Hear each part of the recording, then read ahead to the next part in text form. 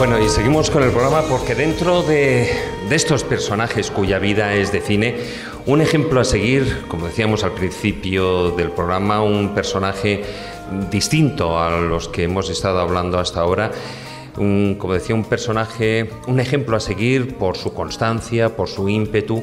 Nos lo trae nuestro compañero Marcos Carrasco, que evidentemente no ha podido estar aquí en el salón de actos. Se trata de la pintora Serafín Luis. Con él os dejo.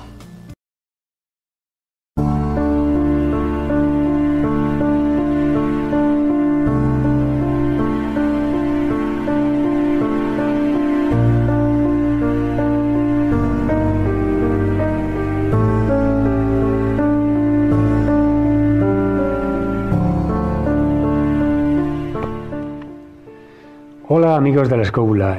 En este programa que trata sobre gestas y hazañas increíbles, lo primero que se piensa en lo que al arte se refiere es en algún artista muy conocido, quizá un hito histórico que pueda conmovernos con una hazaña especial, alguna maravilla técnica o esfuerzo sobrehumano que implicó un riesgo para su salud o su vida.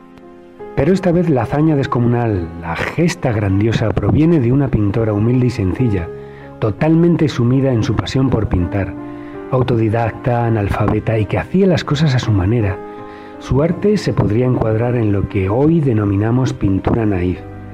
Estoy hablando de Serafín Louis, que nació en Arcy, Francia, en 1864 y murió en circunstancias terribles en 1942 en un hospital psiquiátrico de Erquery, al norte de Francia.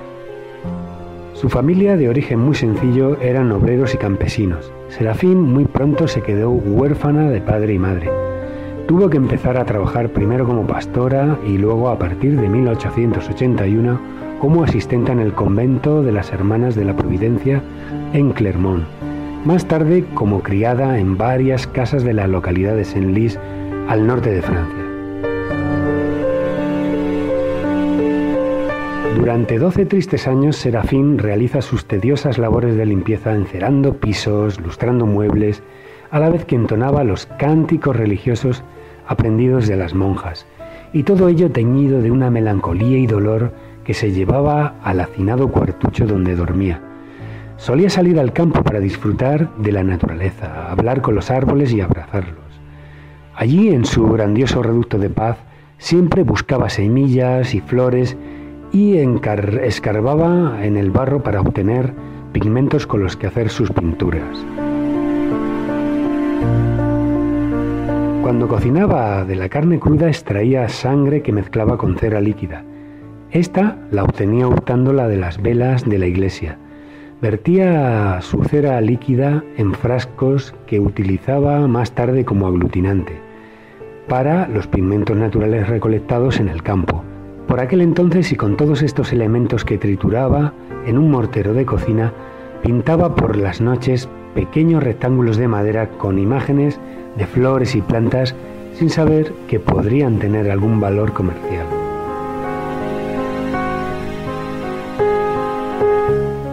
Serafín afirmaba que ejecutaba sus obras al dictado de los ángeles y la Virgen, pero desafortunadamente no tuvo mucho apoyo, ya que era reprendida por los dueños de la casa por su inapropiado trabajo. Por aquel entonces, el galerista y marchante Wilhelm Ude casualmente alquiló una casa en Senlis y quedó impactado cuando vio un lienzo llamado Naturaleza muerta con manzanas, pintada nada menos que por la mujer de la limpieza. Se queda fascinado por su belleza primitiva y directa. El cuadro tiene alma. El marchante se ocupa por esas fechas de adquirir obra de pintores naif como Henri Rousseau y André Bouchamp.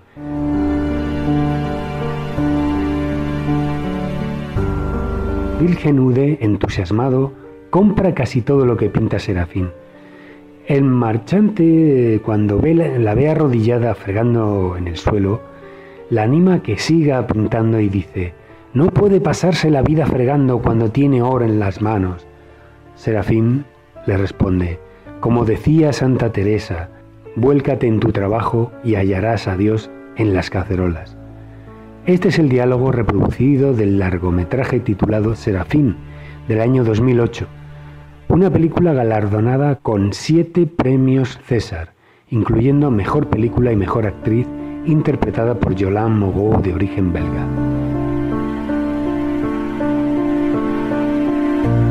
Durante la Primera Guerra Mundial, la pintora y el marchante pierden el contacto, pero más tarde, entre 1927 y 1930, Wilhelm vuelve a recuperarlo y le va comprando casi todo lo que pinta. Pero llegados aquí os preguntaréis, ¿cómo era la pintura de Serafín Louis? Pues sí, amigos de la Escóbula, para los que no tenéis el placer de ver las imágenes que se proyectan aquí en directo mientras estoy hablando, os las puedo describir. Nos desconcierta de qué forma una persona que tenía una vida no precisamente llena de felicidad podía crear pinturas con esa exuberancia y esplendor. Tarea fácil sería vaciarnos en adjetivos grandilocuentes, pero vamos, intentaré contenerme. Sus cuadros son una explosión orgánica de colorido, un despliegue de energía cromática que participa de las misteriosas claves de la expansión del universo.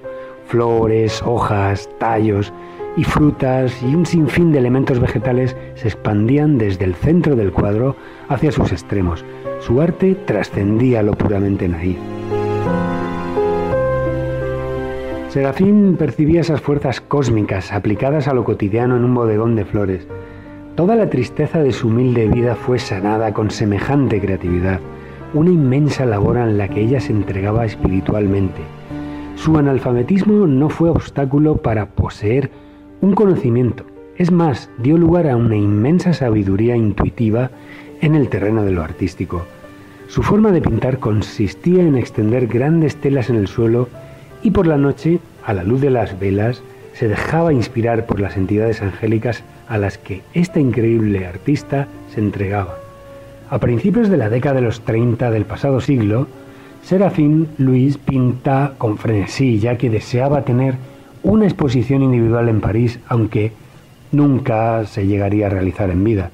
El marchante Wilhelm dejó entonces de visitarla tan a menudo y la pintora se sintió abandonada y sin amigos. Ante tal frustración empezó a caer en desequilibrios mentales y fue internada en el hospital psiquiátrico de Erquery, primeramente bajo la protección de Wilhelm, para más tarde dejarla a su peor suerte. Durante la ocupación alemana de la Segunda Guerra Mundial fue horrible para los miles de personas que vivían en estos hospitales.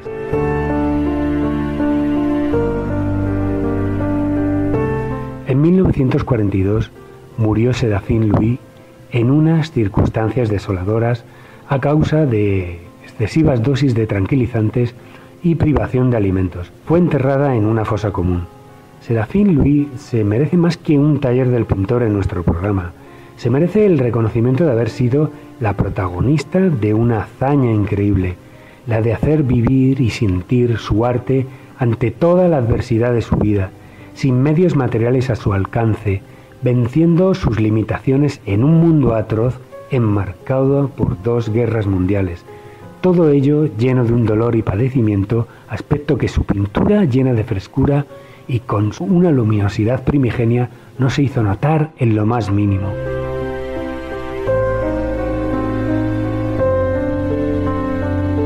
Hasta la próxima temporada, amigos, en la que seguiremos desentrañando los misterios del arte y, por supuesto, en vuestra compañía.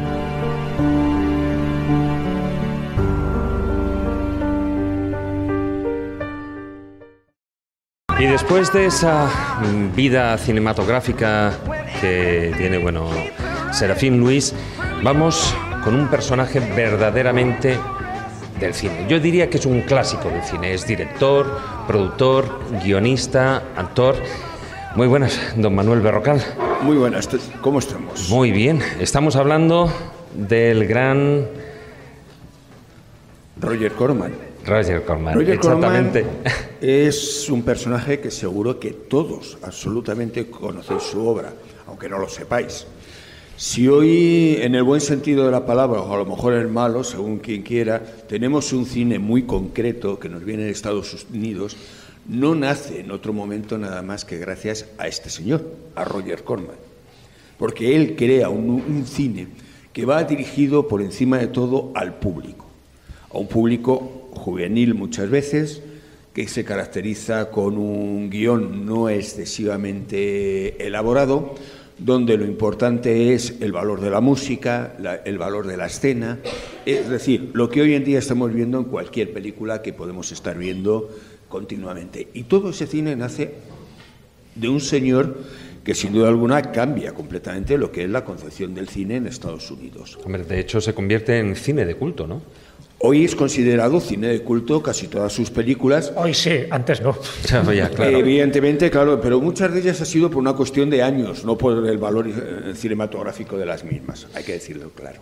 Realmente Roger Corman, el gran valor, y en cierto modo que he querido traerle aquí, sobre todo ha sido por el hecho de que demuestra que no hay nada que sea imposible de conseguir si tú quieres. Este señor, bueno, conoce el mundo del cine más o menos a través de su padre y decide en un momento determinado entrar a formar parte de él. Para ello, primero se hace ingeniero, posteriormente hace literatura en Oxford. O sea, no estamos hablando de ningún señor que fuera un tuercebotas, tenía una preparación bastante importante y un día decide, pues bueno, entrar en el cine. Y él aplica una serie de normas muy concretas al cine. La primera, aprovechar todo lo aprovechable. Lo segundo, saber al público al que vas dirigido. Y lo tercero, lo importante no es la película, lo importante es el resultado. Todo ello tiene una característica muy determinada. ¿Eso qué hace? Que llega a hacer casi... Bueno, en realidad ahora mismo me parece que sigue vivo, tiene 91 años, sigue trabajando, que quede claro, y tiene, me parece que son 176 películas entre producidas, dirigidas y demás. O sea, su producción ha sido francamente impresionante.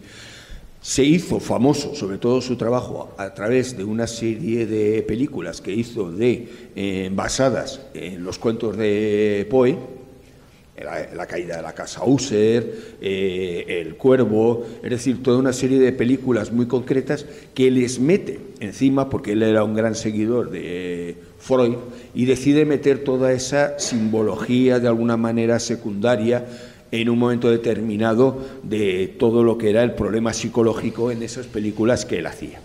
Pero ¿cuál era el gran valor como para traerla aquí?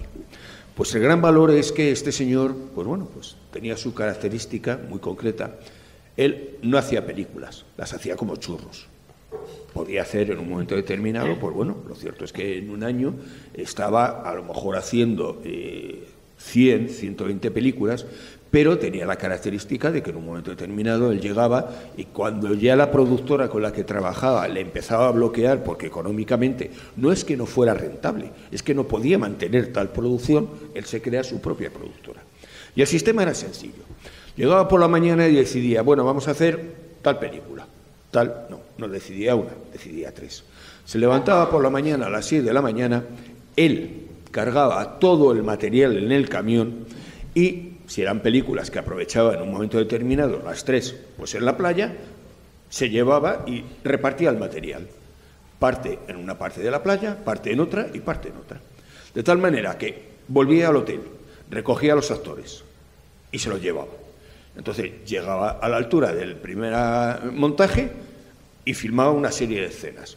Llegaba a la segunda, que generalmente solía ser un poquito antes de comer, realizaban las siguientes grabaciones y luego después de comer aprovechaban ya para realizar las terceras grabaciones.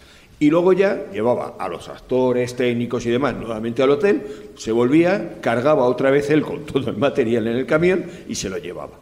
¿Por qué? Porque así era la única manera de tener una mayor producción sin tener problemas, pues bueno, con los sindicatos de Hollywood que había en ese momento. Porque esa normativa, si lo hubiera tenido que hacer con técnicos y demás, nunca lo hubiera podido hacer. Es decir, su capacidad de producción era tal y estuvo así un montón de años, hasta que descubre, evidentemente, que lo importante es el hacer un cine orientado, sobre todo, al mundo juvenil.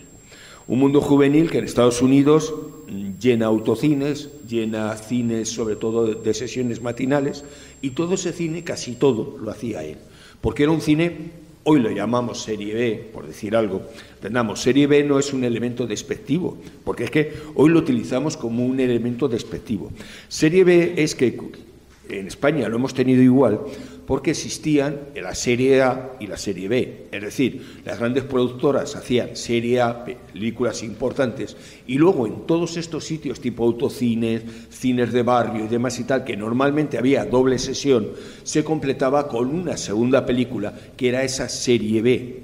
Es decir, que la serie B no quiere decir que fueran malas películas. Pero sí de bajo coste. Sino de más bajo coste. Y este señor llegó directamente a hacer algunas películas no de bajo coste. O sea, él por una apuesta y $1.000 hace La pequeña tienda de los horrores. Una de las películas que yo creo que más hemos, iba a decir, soportado en televisión, porque ya las han pasado tantas veces que ya ni se sabe. Pero claro, en esa pequeña tienda de los horrores tenemos a un Jack Nicholson absolutamente imberbe, que la mayoría ni se da cuenta del actor quién es. Porque claro, es que estamos hablando de que este señor ya no es que fuera capaz de hacer esto, sino que cambia el cine porque crea toda una generación de actores, de directores, de productores y demás. Estamos hablando, Coppola empieza con él James Cameron, empieza hasta el mismo George Lucas. O sea, todos esos directores que hoy en día alucinamos con ellos porque hacen esas grandes producciones, empiezan haciendo cine con este señor.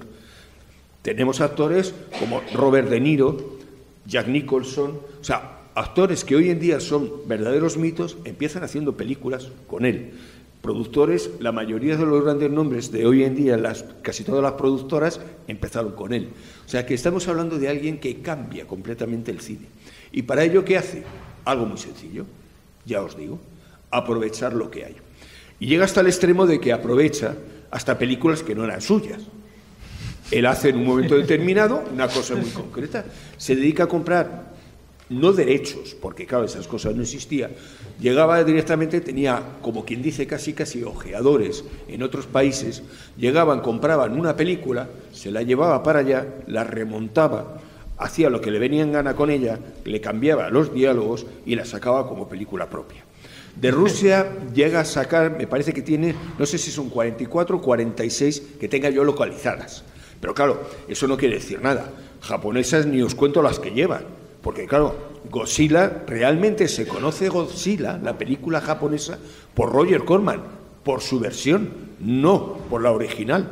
Porque claro, por ejemplo, en España nosotros lo que conocemos es la versión de Roger Corman, el montaje que la hace a su aire. ¿Qué hacía? Cogía la película, grababa a lo mejor 10, 12 escenas en las cuales metía un actor americano, generalmente de segunda, tercera, cuarta o quinta fila, o que el pobre ya estaba no en decadencia, sino que había desaparecido. Y directamente intercalaba en medio de la película una escena en la que salía un señor americano, decía una frase sin que viniera a cuento, y ya con lo cual era considerada película de Roger Corman. Pero claro, no es Godzilla. Nuestro querido Paul Naschy padeció a Roger Corman. Las películas de Paul Naschy fueron conocidas en Estados Unidos gracias al señor Roger Corman, que hizo su montaje. Entonces, claro, tenéis escenas en las cuales se ve a Paul Naschy de hombre lobo, se corta la escena y se le ve directamente a Bela Lugosi, que no sabes qué rayos pinta allí, porque la acaba de meter única y exclusivamente porque es que no está ni en el guión. Pero eso sí quedaba bien. O sea, estamos hablando de eso. En cierto modo, Roger Corman estaba muy orgulloso además de estas películas cutres que hacía, porque en el año 1990 claro, saca un libro que dice cómo realicé 100 películas sin perder un solo centavo. Sí, es un libro que os recomiendo, de verdad. Se ha publicado en español e incluso, bueno, en su momento tuvo bastante éxito, hoy en día ya no es localizable, pero vamos, está en cualquier sitio tipo Amazon o en librerías de viejo y demás, y por 2 duros, o sea, no estamos hablando, porque bueno, ha sido un libro que pasó en su momento casi desapercibido, pero es muy divertido ver cómo fue capaz en un momento determinado de cambiar la concepción del cine enfrentándose a ese Hollywood establecido y de los grandes actores y de no sé qué tal, y para ello ¿cómo lo hizo? Pues eso, haciendo cosas como comprando metraje en un momento determinado de actividades del ejército, y eso le servía y lo metía en las películas, viniera o no a cuentos, eso es lo de menos. Pero claro, luego tenemos que tener en cuenta que cuando llega el vídeo, Nosotros realmente en España no hemos tenido el concepto de lo que significó el vídeo realmente como negocio. En Estados Unidos, claro, cuando empieza el vídeo, las grandes productoras dicen lo de siempre, ¿no? Eso no va a desplazar nunca al cine, nunca va a hacer. Solamente hay dos productoras que realmente entienden cuál es el valor del vídeo. Walt Disney, evidentemente, y Roger Corman. Dos señores que, claro, hacen del vídeo el gran negocio americano. Y entonces, pues a partir de ese momento, el tío empieza a hacer las películas serie B. Sale Parque Jurásico, él hace 40 películas de dinosaurios, a cual más cutre. Algunas salían bien, hay que reconocerlo. Pero claro, ha conseguido crear... Hombre, haciendo 200 no me extraña. No. Alguna, eso es como quien compra la lotería. Si compras 200 billetes, pues es más fácil que aciertes. Realmente, que es que su cine ha sido, hoy en día, es todo un completo mito. O sea, hay muchísimas películas muy buenas que hoy en día tendríamos que reconocer. Es que estamos hablando de Los Ángeles del Infierno, de Easy Rider, o sea, muchísimas películas que hoy consideramos como clásicos, él los hizo y las hizo de esa manera. En un fin de semana montar una película con $1,000 de la época y conseguir en un momento determinado un éxito de tal envergadura que, claro, le permitió hacer lo que hizo, tener su propia productora, y claro, cuando tuvo la productora, que hacía, él llevaba en su camioneta las películas a los cines para poderlas proyectar. O sea, que estamos hablando de un señor que merece conocer su vida para entender realmente que si mañana no haces algo es porque no quieres, porque si quieres, lo haces. Y este lo demuestra. Es capaz de hacer un montón de películas, muchas muy malas, hay que ser sincero, pero hoy todas de culto, que quede claro, y otras absolutamente que están dentro de lo que es la historia del cine americano. Bueno, yo creo que se adelantó a nuestro tiempo, porque hoy en día, si saliera Roger Corman, diríamos que es el rey del low cost. Totalmente. Muchas gracias, Manuel. Y seguimos con el programa con otro tema absolutamente diferente. Si bien es cierto que la vida de esta mujer o de este hombre, ahora lo discerniremos, es totalmente de película el tema, el caso que nos trae hoy don Fermín Mayorga. Muy buenas, caballero. Muy buenas, muy buenas. Bien. Pues precisamente es Elena o Heleno de Céspedes. Sí, señor. Una mujer de Alhama que era, descendiente de moriscos, que, se casó con un hombre de Jaén, tuvo un hijo, pero ella interiormente realmente era lesbiana. Ella quería llegar a casarse con una mujer y abandonar esa vida que sin duda alguna le habían impuesto y que culturalmente así estaba establecida. Entonces los huevos, nunca mejor dicho, de esta Helena de Céspedes que pone sobre la mesa para conseguir su objetivo es que va a engañar nada más y nada menos que a la mismísima Iglesia Católica, va a conseguir casarse con una mujer de Cienpozuelo por la Iglesia Católica, un sacerdote la va a casar.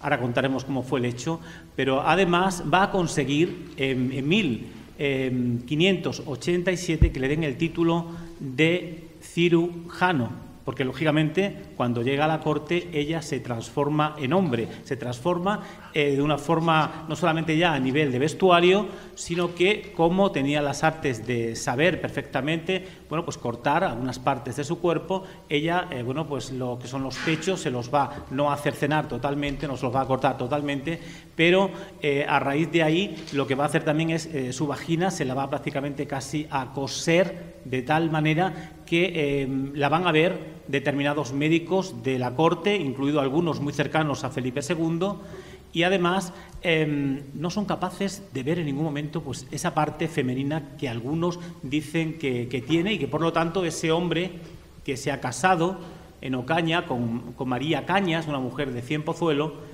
que por cierto no era lesbiana esta mujer de Cienpozuelo, ella se casa con él porque pensaba que era un hombre. De hecho, cuando se cose su vagina, lo que se hace es un pene a través de la piel de oveja, le echa lana, le echa también determinadas cosas de dureza y sus testículos.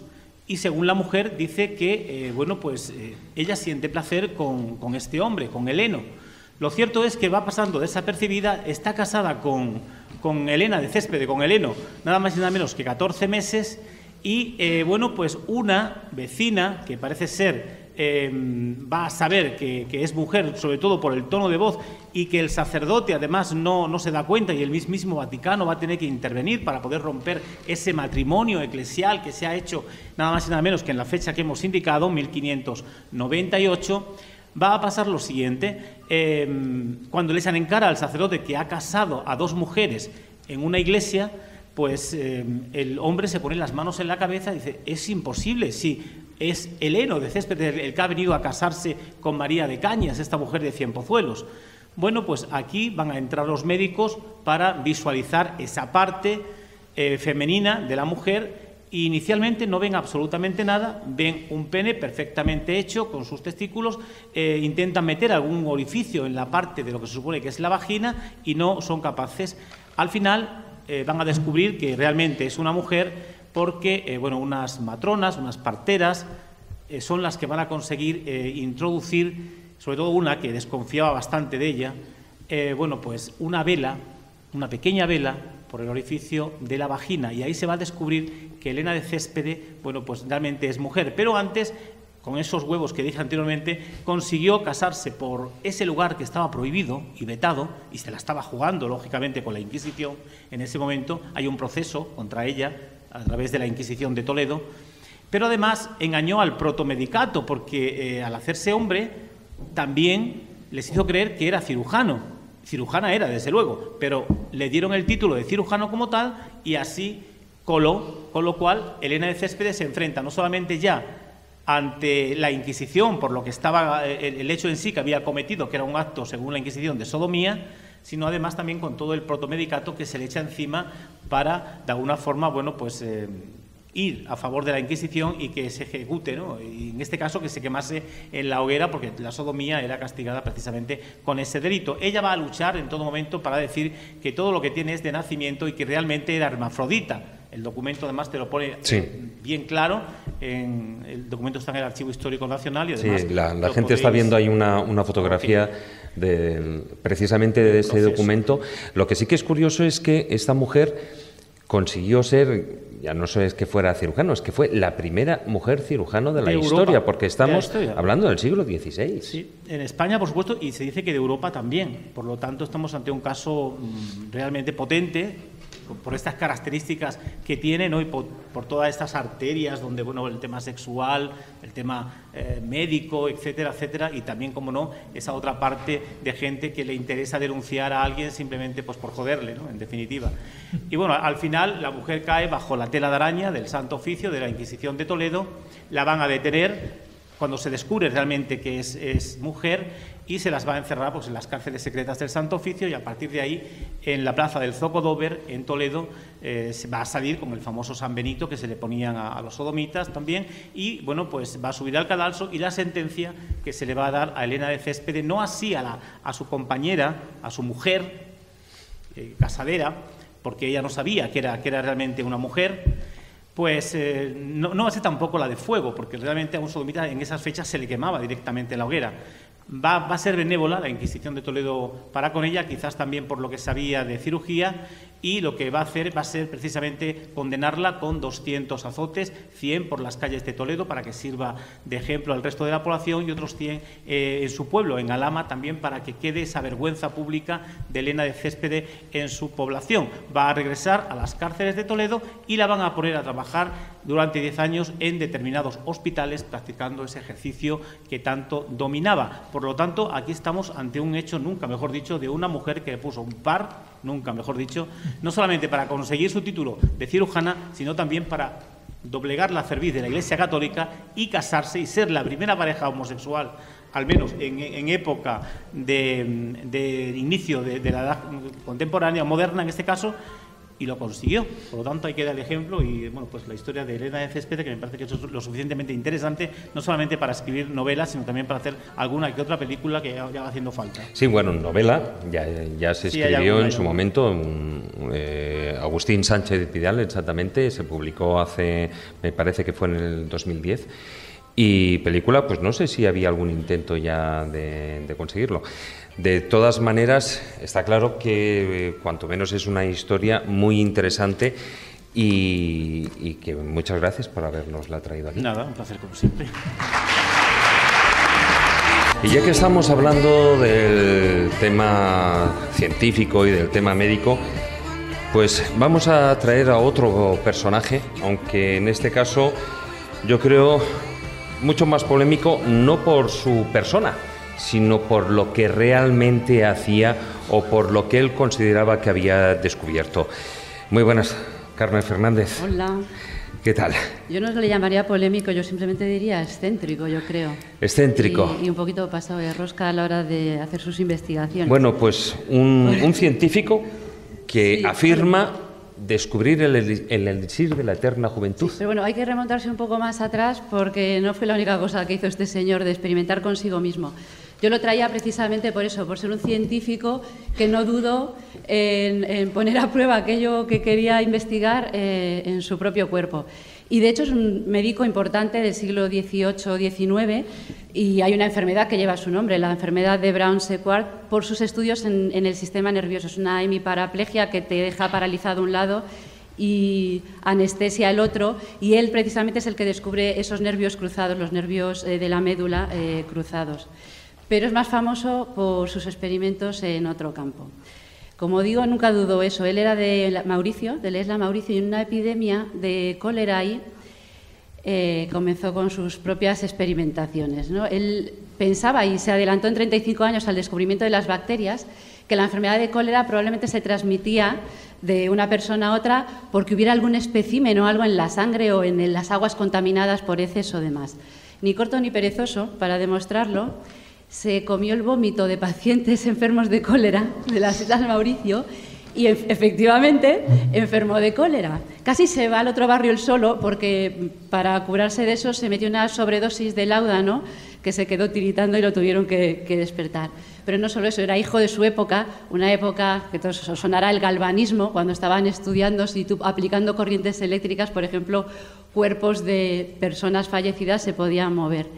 Y él inyectó su propia sangre a individuos guillotinados en la guillotina, con lo que demostraba que aunque esas personas ya estaban muertas y tú le aplicabas impulsos eléctricos y en realidad no se movían, al inyectarles esa sangre oxigenada, la suya propia, conseguían moverse durante un tiempo.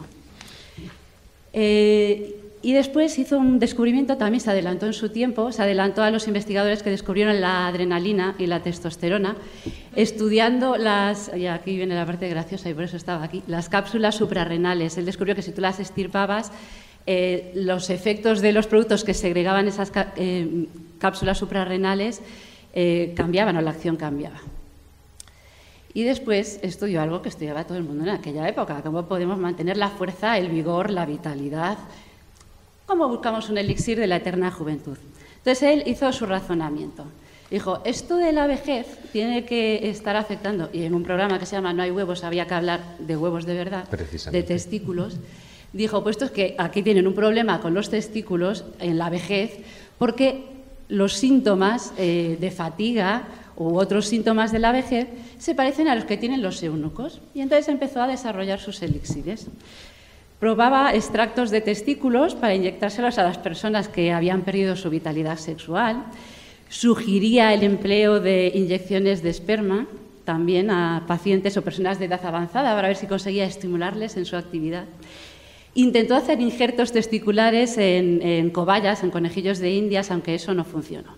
Y ya cuando tenía 72 años, y yo creo que él se debía ver a sí mismo falto de vigor, decidió hacer el experimento que le hizo famoso y por el que pasó, bueno, entre todas las otras cosas que ya he dicho, que hay enfermedades con su nombre y sus investigaciones, entre comillas, un poco más serias. Se preparó un batido de testículos de perro y de cobayas, y creo que por ahí también dicen que añadía un poco de semen, lo diluyó en agua. Lo que pillaba alrededor. Lo que encontraba por ahí. Lo diluyó en agua, lo filtró y empezó a inyectárselo. Se pasó 15 días inyectando... Por lo menos no se lo bebió, jo. No, se lo inyectó directamente a la vena, que le debía parecer más productivo que fuera directamente a sangre, ¿vale? Entonces, pues eso, como digo, se estuvo 15 días con esto y de repente yo creo que por efecto placebo y por autosugestionarse a sí mismo, pues dice que había recuperado un mogollón de vitalidad, 72 años tenía. Dice, podía subir tramos de escaleras, pero a lo loco y sin descanso. Podía trabajar muchísimas más horas en el laboratorio, imagino que machacando testículos de perro o de conejo, haciendo puré con ellos. Y ya una cosa que no quiero pensar cómo le quedó el laboratorio comprobando esto, decía que la potencia de su chorro de orina había aumentado en un 25%, ¿vale?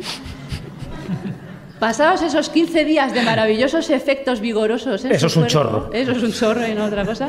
Ríete tú del mannequin de la Fuente. Se fue a un congreso médico y allí presentó sus resultados.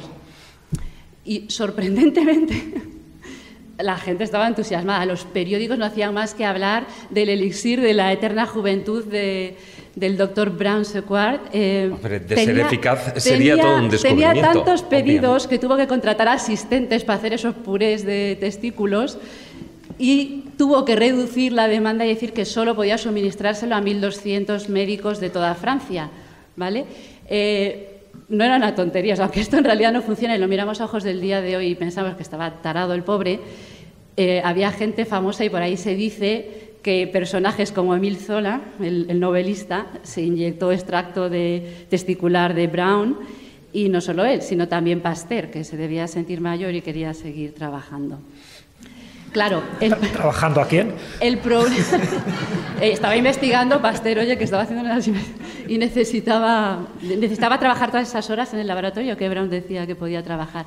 El problema de todo esto, claro, es que encima le salieron suplantadores. Había gente que hablaba de que había creado brebajes del mismo estilo, con lo que la cosa se le fue de las manos, empezó a perder todo aquel respeto que había ganado como médico con sus trabajos.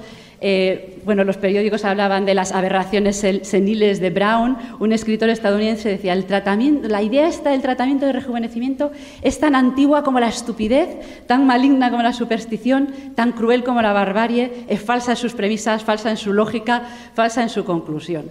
Los periódicos en Francia decían que era el hombre del que más se había reído todo el mundo en la historia, sacaron caricaturas a costa de él, pero sí es cierto que hasta España llegaron anuncios del elixir de Brown-Séquard, que por ahí ahora se ha ido alguna foto en Cataluña donde se vendía y se anunciaba como elixir de toda Europa, de la eterna juventud. Y ahí probado en sí mismo y demostrado con el chorro de orina. Bueno, pero... ¡Qué chorro! No quiero pensar quién limpió ese laboratorio. Pero bueno, vamos a dar un salto porque sí que hay otro personaje, y ese es muchísimo más actual. Estamos hablando de alguien que sí que ganó mención de honor. Mención de honor en los premios Darwin. Porque ¿alguno de vosotros ha probado alguna vez o ha pensado, bueno, todos habéis visto la película Up, ¿a que sí? La de Disney con Pixar, con globos, se sube a una casa. Bueno, ¿y por qué no una silla de jardín? Sí. Contigo encima. Sí. Y llegar hasta la estratosfera. Pues es que Larry tenía un sueño desde que era pequeño y Larry quería volar, pero Larry era miope y en las fuerzas aéreas estadounidenses no le aceptaron. Entonces tenía que ser un chico imaginativo. Con 13 años vio unos globos meteorológicos colgados del techo de una tienda de artículos militares y ahí empezó a darle forma a su idea. 20 años más tarde, con su novia y unos amigos que yo imagino que debían estar todos igual de taraos que él, en el jardín de la casa de la novia, en San Pedro, en California, decidieron llevar a cabo esta aventura. Se compraron, aquí hicieron un poquito mal los cálculos, 42 globos meteorológicos y compraron helio, gas. Llenaron los globos, los ataron a la silla de jardín de la novia de Larry. Él se subió, se puso un paracaídas a la espalda, se ató a la silla, enganchó una escopeta de aire comprimido de perdigones, porque esa era su idea para hacer explotar los globos y poder bajar. Una radio... Método totalmente tecnológico. El hombre lo planeó muy bien, una radio de banda ciudadana para poder comunicarse, pues eso, con los colegas que se habían quedado en el jardín y transmitirles sus experiencias desde lo alto. Y bueno, parecía de la escóbula, porque se llevó también unos bocadillos, una cerveza, la cámara de fotos. No fuera a pasar hambre ahí, hombre, sentado en la silla. Si lo organizas, ¿no? Bien. Y si te caes, al menos te caes en condiciones. El problema es que él no hizo bien los cálculos. Y él pensaba que iba a subir unos pocos metros, que se iba a quedar ahí flotando en el jardín de la chica. Y dice, hombre, pues os saludo desde arriba mientras me como el sándwich. ¿Vale? Menos que llevar el botijo y la escopeta, lógico. Pero es que cogió 42 globos llenos de helio, ¿vale? Entonces, cuando cortó las cuerdas que ataban la silla, salió a la friolera de 4.600 metros de altura, ¿vale? Llegó ahí arriba y le empezó a entrar un poco el miedo. Porque digo, esto no lo había calculado yo bien. Le dio miedo disparar a los globos pensando que a lo mejor pues, se cargaba a todos y se iba a caer y se iba a matar. Se le cayeron las gafas, con lo cual el pobre míope se quedó ahí flotando, que no pudo disfrutar ni de las vistas, y se quedó a la deriva en Long Beach con la buena suerte de que invadió el espacio aéreo del aeropuerto de Los Ángeles, ¿vale? Sí, incluso entonces, ahí la conversación del piloto con la... Bueno, hay conversaciones muy buenas. Yo me he traído una que aquí he copiado porque el tío el sentido del humor no lo perdió con el miedo. Claro, al ver eso, que estaba entrando en el espacio aéreo y aunque tenía la radio de banda ancha y le podía decir a la novia, tía, que me he metido aquí en el aeropuerto, contactó, lanzó un mayday y claro, pues los radioaficionados de abajo pues, lo escucharon. Entonces le preguntan, oye, ¿y qué quieres que transmitamos al aeropuerto? ¿Qué les decimos? Y entonces Larry dice, es que el problema, la dificultad es que esto fue un lanzamiento de globos no autorizados, ¿vale? Entonces, sé que he invadido el espacio aéreo federal. Estoy seguro de que mi equipo de tierra, que eran los colegas que estaban en el jardín bebiendo cerveza, las que había dejado él abajo, han alertado a la autoridad apropiada, imagino, pero bueno, era solo para que les llamarais, no sé si a los colegas o a los del aeropuerto, y les dijeras que yo estoy bien. Bueno, ahí se quedó flotando. Varios aviones lo vieron, o sea, imaginaos la conversación del piloto. Torre de control, estoy pasando al lado de un tipo sentado en una silla de jardín con una escopeta en la mano. Y una lata de cerveza en la otra, que es importante. No, yo creo que las latas de cerveza se las había bebido ya antes, no le habían durado tanto la experiencia, ¿no? Entonces, claro, torre de control era, o sea, ¿qué has bebido, piloto? Pero no, lo siguieron con el radar, lo localizaron y entonces lo iban siguiendo. Entonces, bueno, después de llevar 45 minutos por ahí flotando, decidió que ya era el momento de usar la escopeta. Y le disparó a unos cuantos globos y yo creo que con los nervios se le cayó la escopeta, con lo cual no disparó a lo suficiente y se quedó ahí flotando, pues a la deriva, bajando un poco, hasta que, bueno, transcurrido un tiempo, los globos se quedaron atrapados en unos cables de una línea de alta tensión. Provocó un apagón de 20 minutos en un barrio de Long Beach, ¿vale? Y ya la policía le estaba esperando abajo para recibirle con los brazos abiertos y meterle en la cárcel. Entonces, estuvo en la cárcel un poco tiempo, lo liberaron mientras estaban intentando deliberar de qué le podían acusar. Claro, entonces primero intentaron ponerle una multa a los de la FAA americana pues, por violación del Reglamento Federal de Aviación de los Estados Unidos por invadir una zona de tránsito aeroportuario con una aeronave. Le querían poner una multa de $4.000. Él recurrió, imagino que diciendo que una silla de jardín no era una aeronave, y se la bajaron a 1.000, ¿vale? Entonces, bueno, pagó 1.000, salió de la cárcel. El hombre era camionero cuando hizo toda esta aventura. Dejó su trabajo.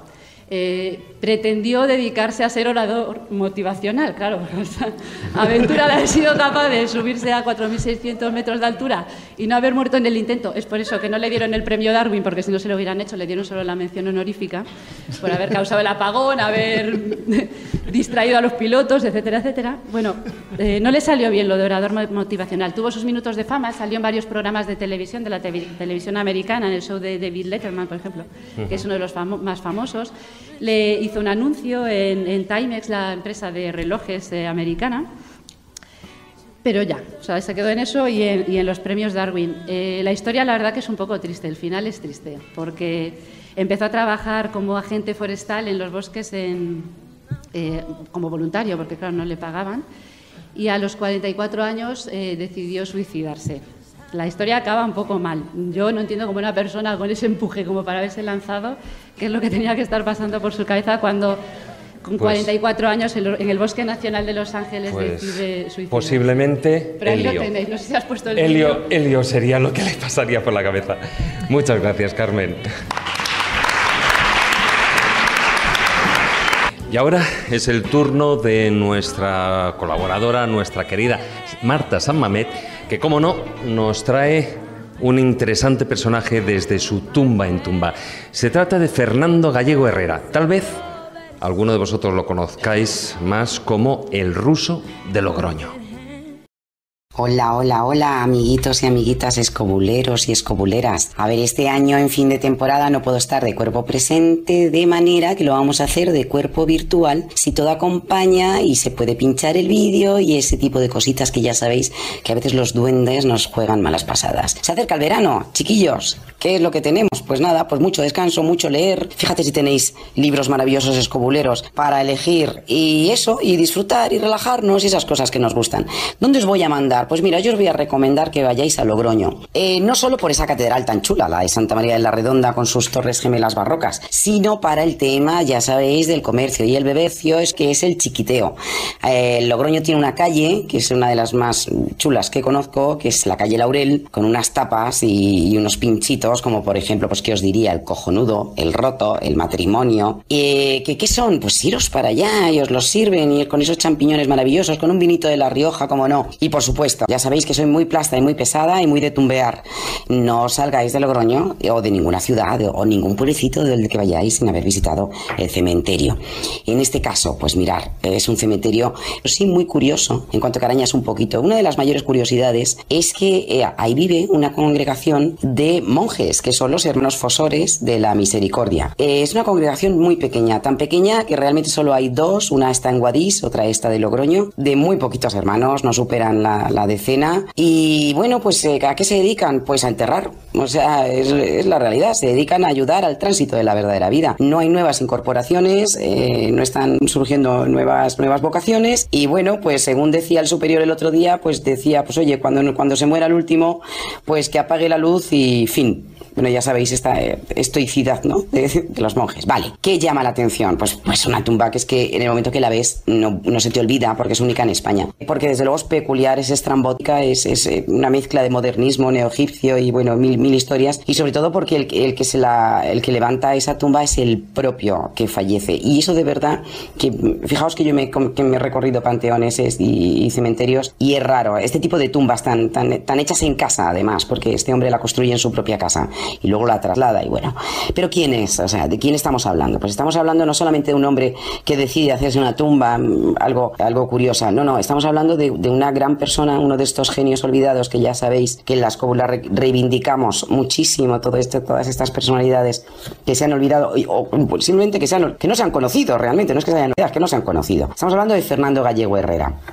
Así no nos dirá mucho. Pero si yo os digo que fue el primer español en dar la vuelta al mundo en avión, pues a lo mejor, ¿sabes? Ya decimos algo más. Si yo os digo que fue el inventor del aerogenio, que luego os cuento un poquito lo que era este chisme, pues ya también es llamativo. Y si encima era ingeniero y hace grandes obras, que también os cuento, pues oye, ya estamos hablando de alguien, desde luego, digno de mención, ¿no? Fernando Gallego nace en Salamanca en el 1901, fallece en Logroño en el 73 y la gente de sus vecinos no le conocían por su nombre, le apodaban el ruso. ¿Por qué? Pues porque llevaba un gorro de estilo soviético en invierno con el que solía caminar, sobre todo hacía cuando fallece su mujer, que es su prima, Humildad. Él hace un recorrido ya corto, con todo lo que había viajado, hacía un recorrido corto hacia el cementerio, iba y venía, y siempre iba con este gorro y, alucinad, llevaba habitualmente un leopardo vivo, atado además con una correa de oro. Y esto recordará un poquito, ¿verdad?, a estas fotografías de Dalí. Bueno, hay cierto alma de Dalí, más de Gaudí posiblemente en su tumba y en sus obras, pero tiene cierto alma de genio, ¿verdad? Bueno, pues en esta vuelta al mundo que os contaba que dio, que está demostrado que fue el primero en hacerlo en España, hizo 25 escalas, visitó 20 países distintos, paró en Nueva York, en San Francisco, en California, en Calcuta, en fin, en todas partes se le recibía como un gran viajero y se le regalaba, curiosamente, bastantes objetos que eran joyas de arte, eran joyas de gran valor y muchas de estas joyas, muchos de estos pequeños detalles los coloca en su tumba y otros los tenía en su villa. Como inventor, os voy a comentar qué es esto del aerogenio. Este es un artilugio hecho de hierro, de madera y de tela Imaginaos con unos 40 metros de longitud, o sea, grandote, provisto de unas alas cuadradas que se accionaban además mecánicamente, con un motor de 100 caballos, ya tenía potencia, y en la cabina cabían 3 viajeros. Bueno, este invento está reconocido en la Real Academia de las Ciencias, se pone en marcha y la primera prueba pues realmente es fatal porque sale ardiendo y entonces claro, es un auténtico desastre. La segunda, sin embargo, sí que se consiguió elevarse unos metros. No consiguió llegar a la estratosfera, como él decía, pero eso sí consiguió elevarse. Vamos a ver, es bastante normal que no consiguiera elevarse. ¿Por qué? Porque estamos hablando de que estaba hecho de hierro, pesaba muchísimo. Posiblemente hoy el mismo invento, con unos materiales mucho más ligeros, se había elevado muchísimo y lo habría conseguido, porque no había error en sus cálculos, había error nada más que en el peso de lo que quería levantar. Como ingeniero, que ya os he dicho que también era ingeniero. Bueno, pues tenemos pruebas, tenemos obras suyas, como por ejemplo, además bellísima, la estación ferroviaria de Francia en Barcelona, que es una maravilla. Colabora en el proyecto de la presa de Asuán y diseña un túnel que podéis investigarlo, que también es interesante, bajo el estrecho de Gibraltar. Este túnel, además, él deja documentación que está archivada, bastante interesante, y sí que estuvo a nada de conseguir que se llegara a construir, pero bueno, llegaron las guerras y todo un poco. Pues este hombre lo que le ocurrió fue que no nació en un momento adecuado, como les pasa a todos estos genios, ¿no? Vámonos a la tumba.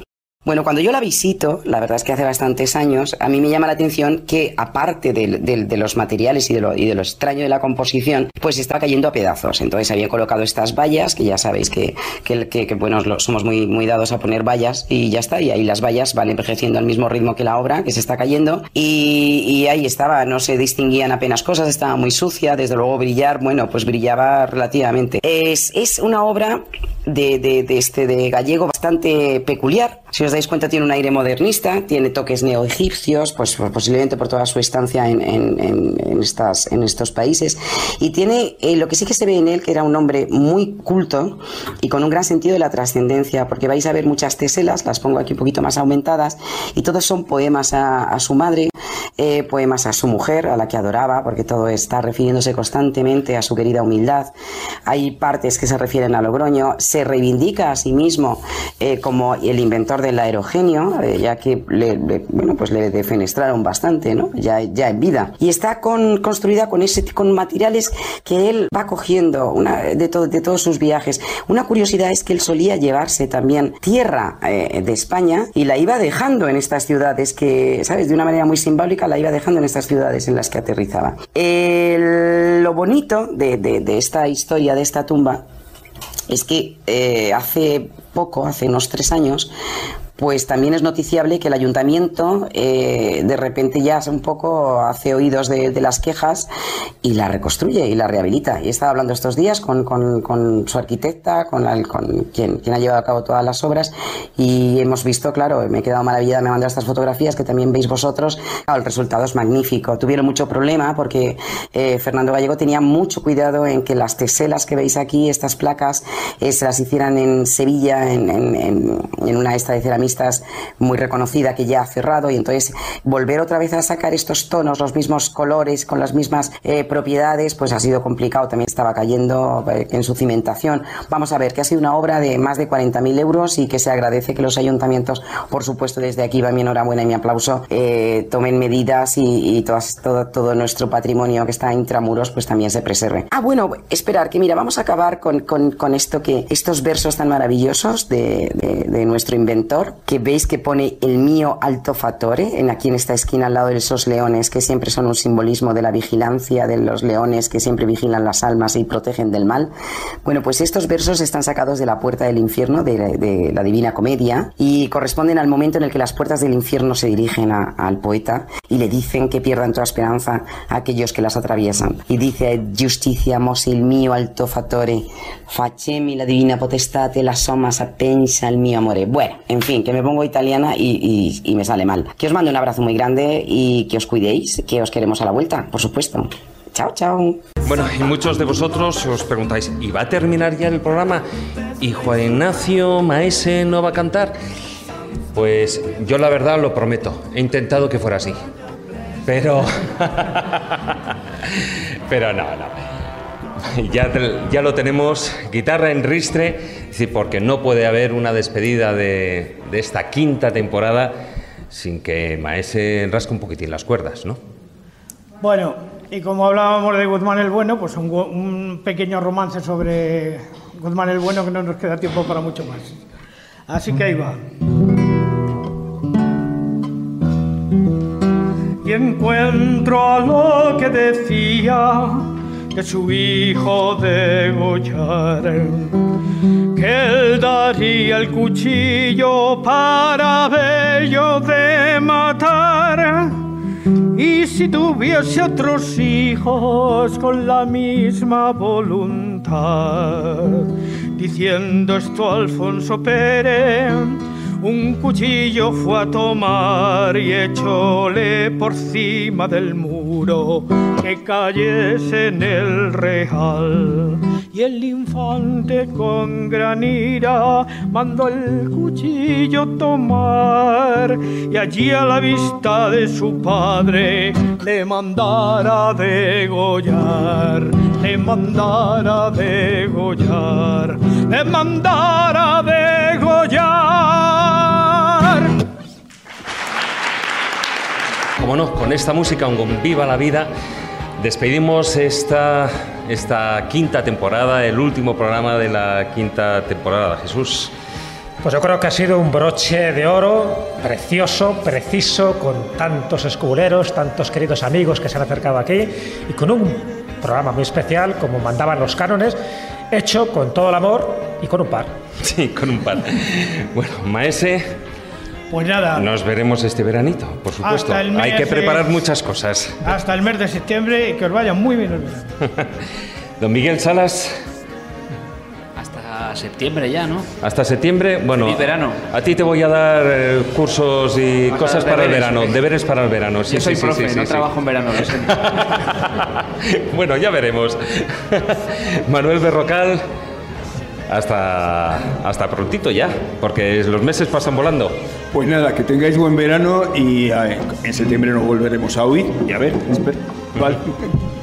Israel Espino, acércate aquí al micro, al mío. Muy buen verano a todos y nada, si hay que sacarse un pecho, se lo saca una.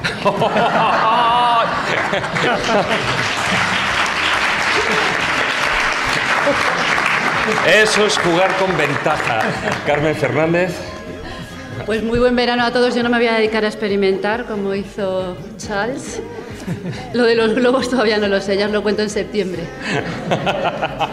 ¿Qué más me falta? Bueno, don Fermín Mayorga, caballero. Nada, que paséis buen verano y yo también lo intentaré pasar, que también me lo merezco. Y nos vemos en la próxima temporada. Claro que sí.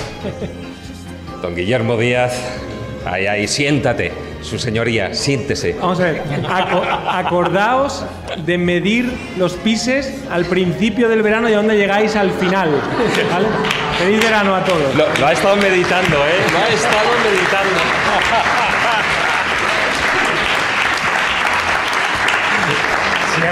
Siempre es una cuestión de chorro. Sí. Bueno, Carlos, a esto les vamos a poner deberes en verano, ¿eh? Eso está claro. Sí, venga, trago, no sudéis.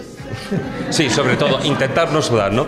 Bueno, agradecer también a Raquel Cordonier, que nos ha estado ahí acompañando, y a todos vosotros, bueno, pues queridos escobuleros, agradeceros vuestra presencia en este auditorio de la Casa de Cantabria en Madrid y vuestra fidelidad con el programa en esta quinta temporada que finalizamos, en la que, bueno, pues a pesar de nuestra mudanza, no solo nos habéis acompañado en los diferentes programas en vivo y compartido viajes y aventuras en las rutas que hemos ido organizando, sino que además nos habéis empujado a sobrepasar la barrera de los 200 programas y los 10 millones de descargas. Y como digo, todo eso ha sido posible gracias a vosotros, a todos los que nos seguís y escucháis el podcast. Así que muchísimas gracias. Como siempre decimos, nos sentimos tremendamente orgullosos de la gran familia escobulera. Y desde el equipo de la Escóbula de la Brújula os merecéis año tras año el mayor de nuestros aplausos.